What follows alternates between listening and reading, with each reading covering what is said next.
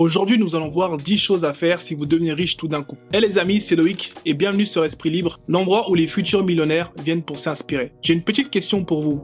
Si vous vous réveillez un matin avec 1 million d'euros sur votre compte en banque, c'est quoi la première chose que vous allez faire? Lâchez-vous dans les commentaires avant de continuer la vidéo. Il y a une chance sur 10 millions pour que ce soit la réalité de quelqu'un.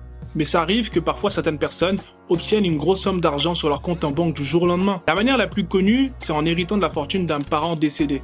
Les autres moyens connus sont le loto, les crypto-monnaies. Une petite partie seulement sont des grands entrepreneurs à succès. Parmi tous ces groupes de personnes que je viens de vous citer, très peu sont prêtes pour cet argent, donc ils le perdent aussi vite qu'ils l'ont reçu. Parlons statistiques, plus de 70% des gagnants du loto perdent tout après 3 à 5 ans. Et tout ça se produit parce qu'ils n'ont aucune idée de ce qu'ils veulent faire avec l'argent. Ils n'ont jamais eu d'argent, ils n'ont jamais construit de richesse. Ils sont impatients de tout dépenser et c'est pourquoi avoir autant d'argent tout d'un coup est une épreuve pour eux. C'est pourquoi c'est si important d'avoir un plan, ça peut faire la différence pour que cet argent soit une bénédiction plutôt qu'une malédiction. Si vous êtes nouveau, pensez à vous abonner et activer la cloche de notification. Je vous présente les 10 choses que vous devez faire si vous devenez riche tout d'un coup. Numéro 1, gardez le secret. Il est 5 heures du matin, vous venez de vous lever, vous consultez votre compte en banque et là, vous voyez que vous avez reçu un virement de 1 million d'euros.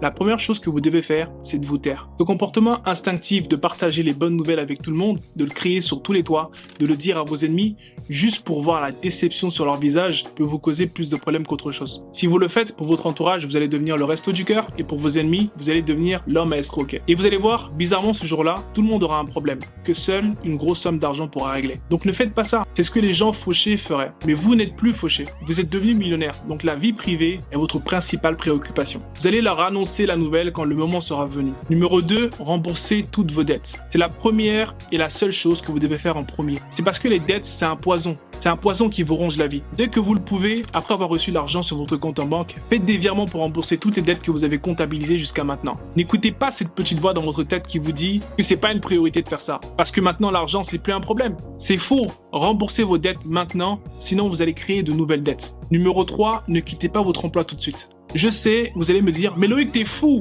C'est justement ce que je compte faire en premier. Appelez son patron pour lui dire d'aller se faire cuire un œuf parce que demain vous ne serez pas là. C'est le premier domino d'une série d'événements qui va vous mener à la faillite dans quelques années. Si cet argent est tombé du jour au lendemain, ça veut dire que vous n'avez aucun plan pour gérer votre argent. Alors prenez un peu de temps pour en faire un. Je sais que la tentation d'appeler votre patron est forte pour beaucoup d'entre vous. Mais vous allez voir, maintenant que vous êtes millionnaire, l'équilibre des forces a changé. Vous savez que vous pouvez partir à tout moment, donc vous n'allez pas vivre le travail de la même manière. Numéro 4, sécurisez l'argent et laissez-le reposer pendant un certain temps. Une fois que l'argent est sur votre compte bancaire et que vous avez payé toutes vos dettes, laissez-le se reposer un peu. Pendant un petit moment, ce n'est pas l'argent qui doit être traité en premier. C'est vous qui avez besoin d'un traitement. N'oubliez pas ce qui vient de se passer.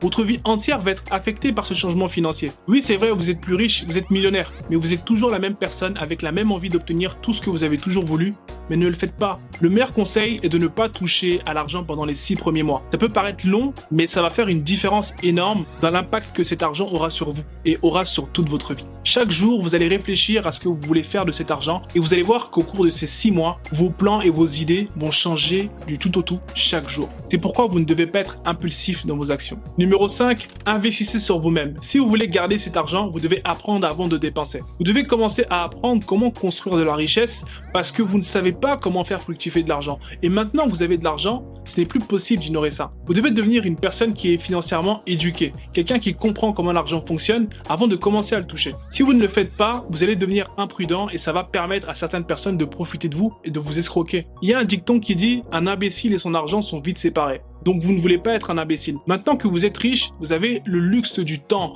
Donc commencez à investir sur vous-même. N'essayez pas d'être un investisseur sophistiqué. Commencez plutôt par les bases et limitez les risques. Numéro 6, ne changez pas de conseiller financier. Si vous avez hérité de l'argent d'un parent riche, peut-être qu'il avait un conseiller financier et la preuve de ses compétences se trouve dans la somme d'argent que vous avez hérité. Il sait ce qu'il fait et votre argent est entre de bonnes mains. Alors rapprochez-vous de lui pour vous intéresser aux services qu'il proposait à votre parent. Les bons conseillers financiers travaillent généralement sur recommandation et n'acceptent qu'un nombre limité de clients triés sur le volet. Ils sont chers parce qu'ils savent ce qu'ils font.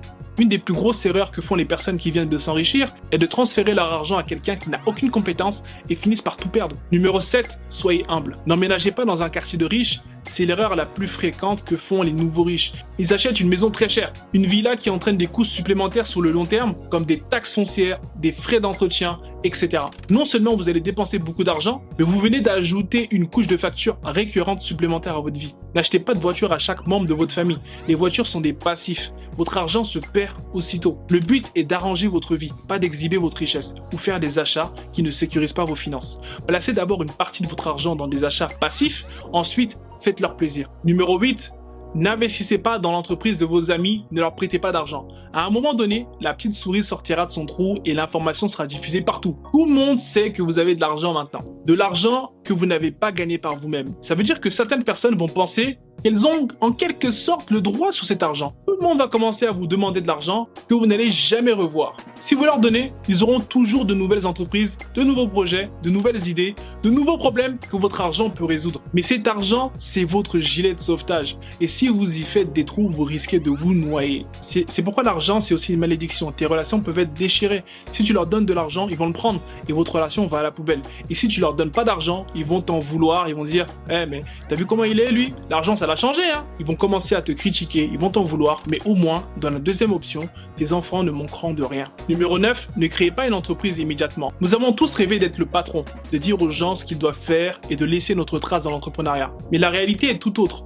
9 entreprises sur 10 échouent et ce n'est pas la chance qui va faire de votre entreprise un succès. Commencez petit. Parlez à votre conseiller financier ou votre mentor, une personne qui a déjà accompli ce que vous cherchez à accomplir et prenez toutes vos décisions d'investissement avec lui. C'est facile de se laisser avoir par l'illusion que le succès va vous suivre dans tous vos projets et que vous êtes sur une bonne étoile, mais ne soyez pas trop sûr de vous et étudiez vos projets. Numéro 10. Préparez-vous au changement. Plus vous avez d'argent, plus vous devenez l'ennemi public numéro 1. Parce que maintenant, les gens ont des choses à vous prendre. Vous êtes plus susceptible d'être poursuivi en justice. Les gens essaieront de vous escroquer ou d'utiliser un facteur émotionnel pour vous soutirer de l'argent. Avoir de l'argent, c'est beaucoup de travail. On pourrait penser que la vie devient plus facile avec de l'argent, mais la vérité, c'est que pendant que certains problèmes sont résolus, d'autres problèmes plus complexes voient le jour. Les amis, si vous avez soudainement gagné de l'argent ou si vous êtes sur le chemin de la création de richesse, il y a une vidéo très utile que nous avons déjà faite il y a quelques temps et elle s'appelle les 10 choses pour lesquelles les pauvres gaspillent de l'argent. Vous pouvez la trouver en cliquant dans le coin de cette vidéo. C'est une excellente liste des habitudes qu'il faudra à tout prix délaisser.